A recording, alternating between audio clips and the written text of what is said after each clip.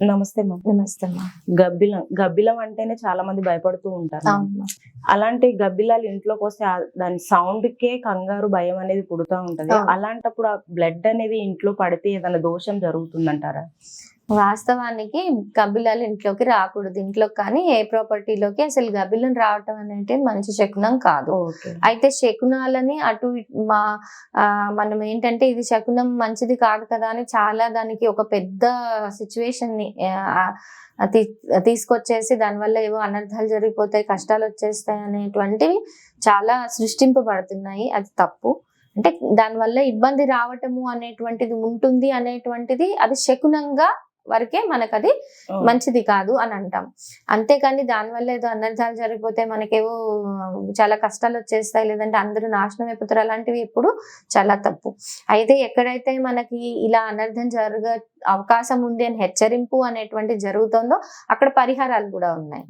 అయితే వాస్తవానికి గబ్బిలం అనే కాదు, ఏదైనా సరే జంతువు యొక్క రక్తం అనేటువంటిది చిందటం అది ఎక్కడైనా అంత కరెక్ట్ అయినటువంటి విషయం కాదు. ఓకే, అక్కడ బలులు ఇస్తాము, అవన్నీ ఆ కార్యక్రమాలు వేరు. వాస్తవానికి ఒక గబ్బిలం ఇంట్లోకి వచ్చింది అంటే ఇప్పుడు మీరు చెప్పినట్టుగా కొంతవరకు అది భయపడతారు అందరూ. అసలు గబ్బిలం ఎందుకు వస్తుంది ఇంట్లోకి అనేటువంటిది ముందు మనం ప్రాక్టికల్ గా ఒకసారి ఆలోచించి చూస్తే, గబ్బిలం ఎక్కడైతే ఉంటుందో అక్కడ చీకటి అనేటువంటిది ఉంటుంది.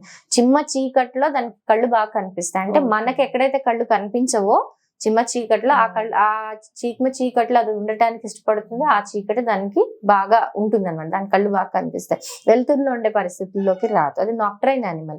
అది పొద్దున్న నిద్రపోతుంది, రాత్రి ఎగురుతుంది. అందుకే చెట్ల మీద ఉంటుంది. అంటే రాత్రి తిరగటానికి కారణమే అది. వాటికి రాత్రి బాగుంటుంది, చీకటి బాగుంటుంది.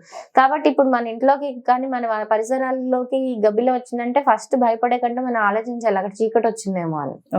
కాబట్టి అక్కడ చీకటిగా లేకుండా మనం ఏర్పాటు చేసుకుని చక్కగా కిటికీలన్నీ తెరిచేసి ఫుల్గా లైట్లు అన్ని వేసేసి వాయు ప్రసరణ అంతా ఉంచి కాసేపు వదిలేస్తే అదే వెళ్ళిపోతుంది.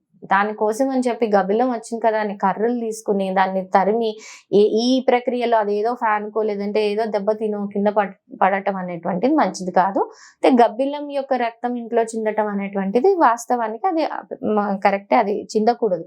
అయితే రక్తం పడింది కదా అని భయపడటమో లేదంటే గబ్బిలం వచ్చింది కదా అని భయపడటమో కాకుండా అలాంటి ఎన్విరాన్మెంట్ ని దాన్ని క్రియేట్ చేయటం అనేది మానేసి ఉదక శాంతి అని చేస్తారు. మన పండితులను ఎవరినైనా మంచి బ్రాహ్మణులను అడిగితే చెప్తారు. అది పెద్ద కాస్ట్ అయినటువంటి అంశం కూడా కాదు. ఉదక శాంతి అనేది చేంజ్ చేసుకుంటే చిన్న ప్రక్రియ అది సరిపోతుంది. Okay, thank you.